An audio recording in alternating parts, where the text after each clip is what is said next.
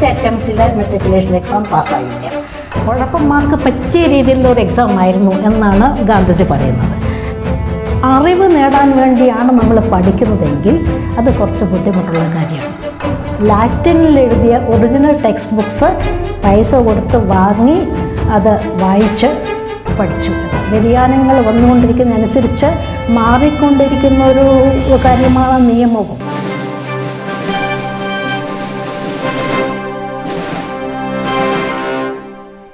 നമസ്കാരം മാന്യ പ്രേക്ഷകരെ, ഞാൻ ലക്ഷ്മി പത്മനാഭൻ. ഗാന്ധിഗിരിയിലേക്ക് സ്വാഗതം. ഇന്നത്തെ എപ്പിസോഡ് ഏറ്റവും പ്രധാനപ്പെട്ടതാണ്. എന്തെന്നാൽ മോഹൻദാസ് ഗാന്ധി ഇംഗ്ലണ്ടിലേക്ക് പോയത് ഒരു പ്രത്യേക ഉദ്ദേശത്തോടു കൂടിയാണ്. അതായത് ബാരിസ്റ്റർ എക്സാമിനേഷൻ എഴുതി ഒരു ബാർ അറ്റ് ലോ ആയിട്ട് വരാനായിട്ട് വേണ്ടിയാണ്. അപ്പോൾ അദ്ദേഹത്തിൻ്റെ ഇംഗ്ലണ്ടിലെ അക്കാഡമിക് ലൈഫ് എങ്ങനെയായിരുന്നു എന്നാണ് ഇന്ന് ഞാൻ അവലോകനം ചെയ്യാൻ പോകുന്നത്. ബാരിസ്റ്റർ പഠനത്തിനായിട്ട് നിയമപഠനം ഇംഗ്ലണ്ടിൽ നോക്കി നടത്തുന്നത്, അതായത് അതിൻ്റെ റെസ്പോൺസിബിലിറ്റി, അതിൻ്റെ സൂപ്പർവിഷൻ, ഇതെല്ലാം നടത്തുന്നത് 4 ഇൻസ്റ്റിറ്റ്യൂഷൻസാണ്. ഇൻസ് ഓഫ് കോർട്ട് എന്നാണ് അവയെ വിളിക്കുന്നത്.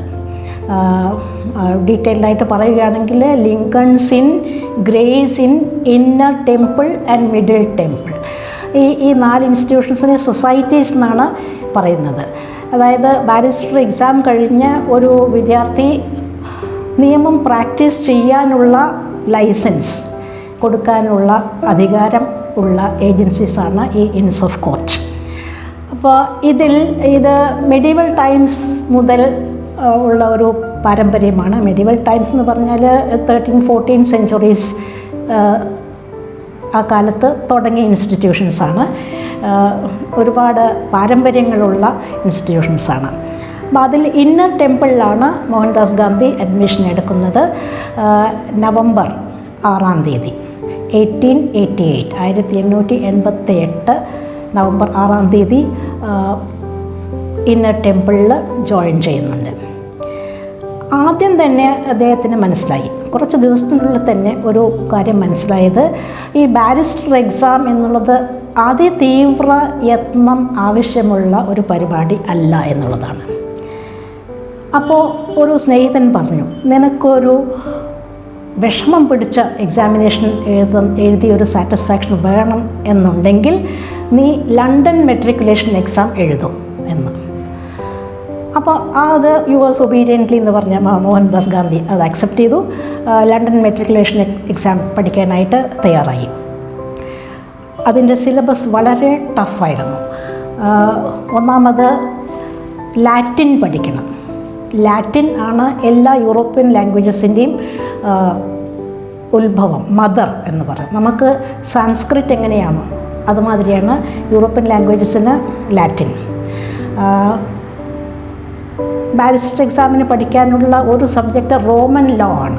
അപ്പോൾ റോമൻ ലോ മുഴുവനും എഴുതിയിരിക്കുന്നത് ലത്തീൻ ഭാഷയിലാണ്. അപ്പോൾ ലാറ്റിൻ പഠിച്ചാൽ അതൊരു വലിയ ഗുണമായിരിക്കും. ലാറ്റിൻ പഠിച്ചാൽ വേറൊരു അഡ്വാൻറ്റേജ് എന്തെന്ന് വെച്ചാൽ ഇംഗ്ലീഷും വളരെ ഇമ്പ്രൂവ് ആകും. എന്തെന്നാൽ ഇംഗ്ലീഷിലെ ഒരുപാട് വേർഡ്സ്, ഒരുപാട് വാക്കുകൾ ലാറ്റിനിൽ നിന്ന് എടുത്തിട്ടുള്ളതാണ്. നമുക്ക് ലീഗൽ വൊക്കാബുലറി നോക്കുമ്പോൾ തന്നെ നമുക്ക് മനസ്സിലാവും. ഞാൻ കഴിഞ്ഞ എപ്പിസോഡിൽ ഒരു എക്സ്പ്രഷൻ ഉപയോഗിച്ചു, സപ്രസിയോ വെരി എന്നുള്ളത്. അതൊരു ലാറ്റിൻ എക്സ്പ്രഷനാണ്, സപ്രസിങ് ദ ട്രൂത്ത്, അതായത് സത്യത്തിനെ മറച്ചു വയ്ക്കുക എന്നുള്ളത്. പിന്നെ നമ്മൾ വേറെയും പല വേർഡ്സ് ലാറ്റിൻ എടുത്തത് നമ്മൾ റുട്ടീനായിട്ട് ഇവിടെ ഇന്ത്യയിൽ ഉപയോഗിക്കുന്നത് സോ മോട്ടോ എന്നൊരു എക്സ്പ്രഷനുണ്ട്.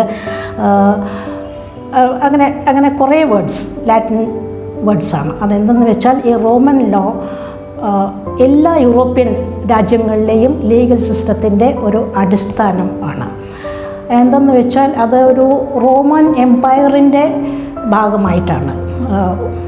മിക്ക യൂറോപ്യൻ രാജ്യങ്ങളും റോമൻ എംപയറിൻ്റെ ഭാഗമായിരുന്നിട്ടുണ്ട്. റോമൻ എംപയറിൻ്റെ ഭാഗമല്ലാത്ത ജർമ്മനിയിലും കൂടെ അടിസ്ഥാനമായിട്ട് ഒരു കണക്കാക്കുന്നത് റോമൻ ലോ ആണ്. ജസ്റ്റീനിയൻ കോഡ് എന്ന ഒരു സംഭവമുണ്ട് റോമൻ ലോയിൽ. എംപറർ ജസ്റ്റീനിയൻ ആണ് അതിന് വളരെ സെലിബ്രേറ്റഡ് ആയിട്ടുള്ള ഒരു ചക്രവർത്തി. അപ്പോൾ ഈ മെട്രിക്കുലേഷൻ എക്സാമിനേഷനിൽ ലാറ്റിൻ പഠിക്കുക എന്നുള്ളത് വളരെ ടഫായിട്ടുള്ള പരിപാടിയാണ്, പക്ഷേ വളരെ ഉപകാരമുള്ള ഒരു കാര്യമാണ്. പിന്നെ ഒരു മോഡേൺ യൂറോപ്യൻ ലാംഗ്വേജും പഠിക്കണമായിരുന്നു. അപ്പോൾ അതിന് മോഹൻദാസ് ഫ്രഞ്ച് സെലക്ട് ചെയ്തു. നമുക്കറിയാം ഇംഗ്ലീഷ് ജെൻറ്റിൽമാൻ ആവാൻ വേണ്ടിയിട്ട് കുറച്ച് ഫ്രഞ്ച് പയറ്റി നോക്കിയിട്ടുണ്ടെന്നുള്ളത്. അപ്പോൾ അത് കുറച്ചുകൂടിയും ഗൗരവമായിട്ട് പഠിക്കാൻ നിശ്ചയിച്ചു. പിന്നെ സയൻസ് സബ്ജക്ട്സും ചൂസ് ചെയ്യണമായിരുന്നു. അപ്പോൾ ആദ്യം മോഹൻദാസ് കെമിസ്ട്രി ചൂസ് ചെയ്തു. ലാറ്റിൻ പഠിക്കുന്നതിൻ്റെ വിഷമതകൾ കൊണ്ട് ആദ്യത്തെ അറ്റംപ്റ്റിൽ മെട്രിക്കുലേഷൻ എക്സാം പാസ്സായില്ല. സെക്കൻഡ് അറ്റംപ്റ്റ് ചെയ്യേണ്ടി വന്നു. ആ സെക്കൻഡ് അറ്റംപ്റ്റിൽ സയൻസ് സബ്ജക്ട്സ് മാറ്റി കെമിസ്ട്രിക്ക് പകരം ഫിസിക്സിലെ ടോപ്പിക്സ് സെലക്ട് ചെയ്തു. അപ്പോൾ ഈ ലണ്ടൻ മെട്രിക്കുലേഷൻ എക്സാം പാസ്സായി എന്നുള്ളത് ഒരു വലിയ അസെറ്റാണ് മോഹൻദാസ് ഗാന്ധിക്ക്. നമ്മൾ കാണുന്നത് അദ്ദേഹത്തിന് മേജർ യൂറോപ്യൻ ലാംഗ്വേജസിൽ ഒരു ഗ്രാസ്പ് ഉണ്ടായി എന്നുള്ളതാണ്. ലാറ്റിൻ അറിയുക എന്നുള്ളത് ഒരു ചെറിയ കാര്യമല്ല, ഫ്രഞ്ച് അറിയുക എന്നുള്ളതും ചെറിയ കാര്യമല്ല. പിന്നെ ഇംഗ്ലീഷ് ഓട്ടോമാറ്റിക്കലി, ബിക്കോസ് ഇംഗ്ലണ്ടിലാണ് 3 വർഷം ജീവിച്ചത്.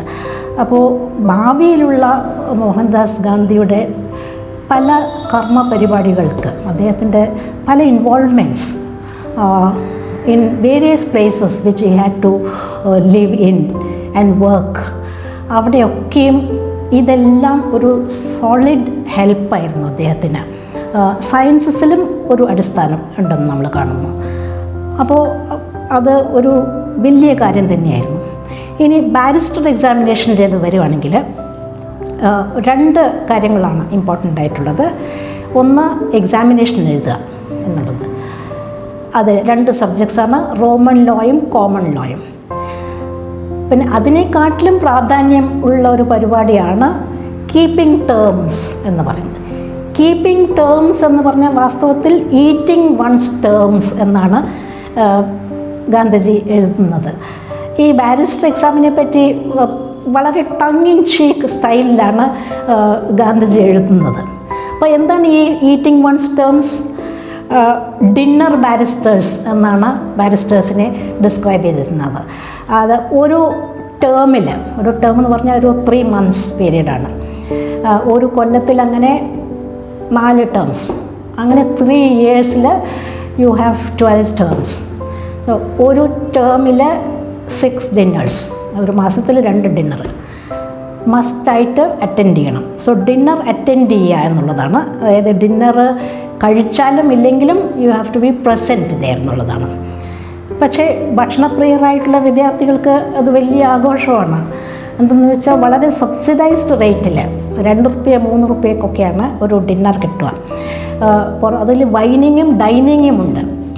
പുറത്ത് പോയാൽ വൈന് തനിച്ച് തന്നെയും 2 രൂപ 3 രൂപ കൊടുക്കേണ്ടിയിരുന്നു. അപ്പോൾ പൊതുവേ സാധാരണ സ്റ്റുഡൻസിലെല്ലാം അത് വളരെ ഇഷ്ടപ്പെട്ട ഒരു പരിപാടിയായിരുന്നു.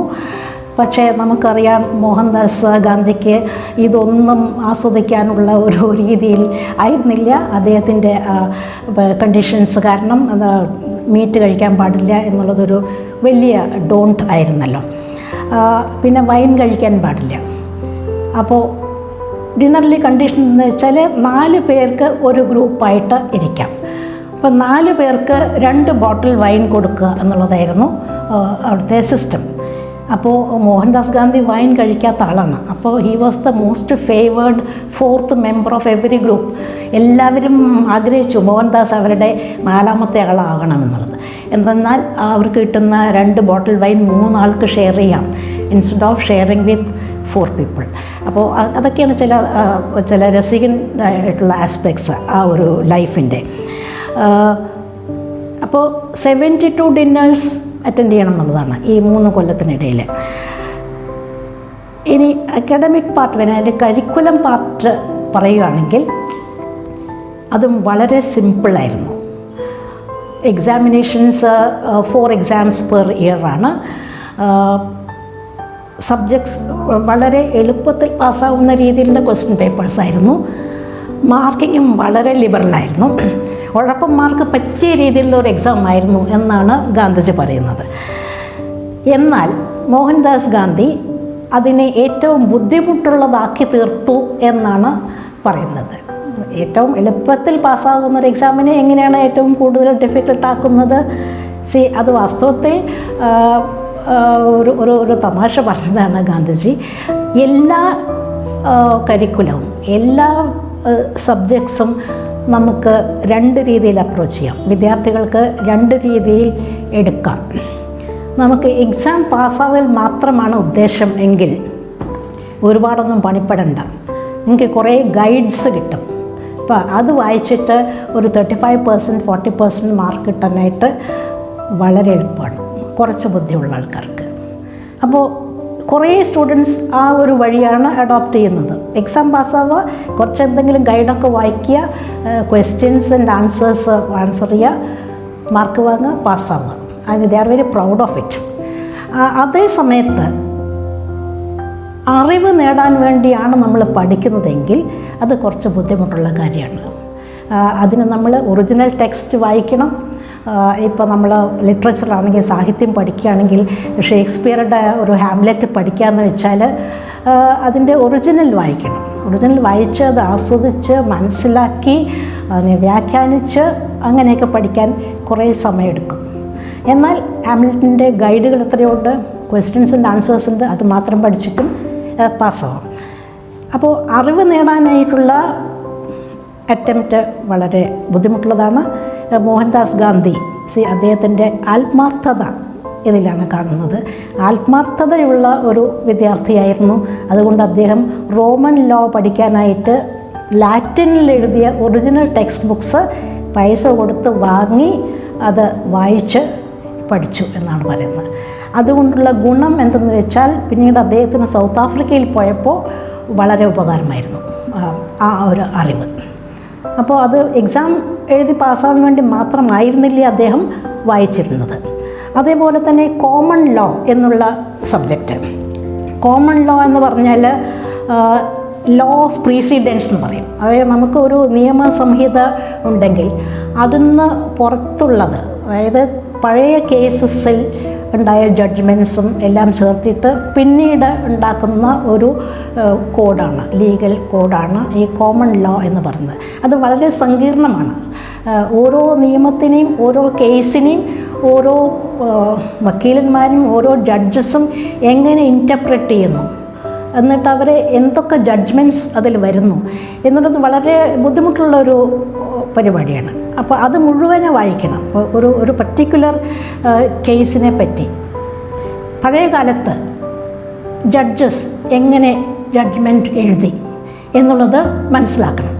എന്നിട്ട് അതിൻ്റെ വെളിച്ചത്തിലായിരിക്കണം പുതിയ ജഡ്ജ്മെൻറ്റ് ഉണ്ടാക്കേണ്ടത്. ഒരു ഇവോൾവിങ് തിങ്ങാണ്. ലോയും എപ്പോഴും ഒരു ഫിക്സ്ഡല്ല. കുറേ നിയമങ്ങൾ നമുക്കൊരു ഫിക്സ്ഡായിട്ട് ഒരു ഫൗണ്ടേഷൻ ഉണ്ടെങ്കിലും അത് നമ്മുടെ മനുഷ്യ ജീവിതത്തിൻ്റെ വ്യതിയാനങ്ങൾ വന്നുകൊണ്ടിരിക്കുന്നതനുസരിച്ച് മാറിക്കൊണ്ടിരിക്കുന്ന ഒരു കാര്യമാണ് നിയമവും. അപ്പോൾ അതിനനുസരിച്ച് ഉള്ള കാര്യങ്ങൾ മനസ്സിലാക്കാൻ ആണ് കോമൺ ലോ എന്നുള്ളത്. അപ്പോൾ ഇംഗ്ലീഷ് കോമൺ ലോ ആണ് മോഹൻദാസിന് പഠിക്കാനുണ്ടായിരുന്നത്. അപ്പോൾ അതിനും ഒരു 9 മാസം എടുത്തിട്ടാണ് പഠിച്ചതെന്ന് പറയുന്നു. വേറെ മറ്റ് കുട്ടികൾ ഉഴപ്പന്മാരത് 2 മാസത്തിൽ പഠിച്ച് അവർ പുഷ്പം പോലെ എക്സാം എഴുതി പാസ്സായി എന്നാണ് പറയുന്നത്. അപ്പോൾ ഏറ്റവും എളുപ്പമുള്ള കാര്യത്തിന് ഏറ്റവും ബുദ്ധിമുട്ടാക്കി എന്ന് പറയുന്നുണ്ട്. അത് എന്തെന്ന് വെച്ചാൽ അതിൽ ആത്മാർത്ഥമായിട്ടുള്ള ഒരു ഇൻവോൾവ്മെൻറ്റ് ആ പഠനത്തിൽ ഉണ്ടായിരുന്നു എന്നുള്ളതാണ് കാണുന്നത്. അങ്ങനെ 3 ഡേറ്റ്സ് നമ്മൾ ഓർക്കണം. June 10, June 11, June 12. കൊല്ലം 1891. ജൂൺ 10-ാം തീയതി ബാരിസ്റ്റർ എക്സാമിൻ്റെ റിസൾട്ട് വരുന്നു. മോഹൻദാസ് ഗാന്ധി പാസ്സായി. He was called to the bar, അങ്ങനെയാണ് അവർ expression, called to the bar. പിന്നെ 11-ാം തീയതി അദ്ദേഹത്തിന് ഹൈക്കോർട്ടിൽ എൻറോൾ ചെയ്യപ്പെടുന്നു. വിച്ച് മീൻറ്റ് ലണ്ടനിൽ അദ്ദേഹത്തിന് പ്രാക്ടീസ് ചെയ്യാം എന്നുള്ളതാണ്. ജൂൺ 12-ാം തീയതി അദ്ദേഹം തിരിച്ച് ഇന്ത്യയിലേക്ക് കപ്പൽ കയറുന്നു.